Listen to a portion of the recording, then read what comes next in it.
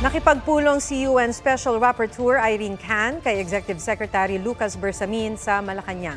Ayon sa Presidential Task Force on Media Security, tumagal ng 1 oras ang anilay prangkang pag-uusap ng dalawa tungkol sa press freedom at freedom of expression sa bansa. Tinalakay rin daw nila mga hakbang ng Administrasyong Marcos para protektahan ang rule of law at karapatang pantao.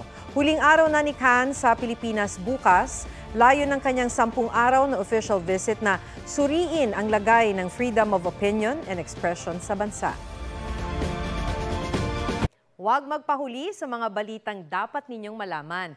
Mag-subscribe sa GMA Integrated News sa YouTube.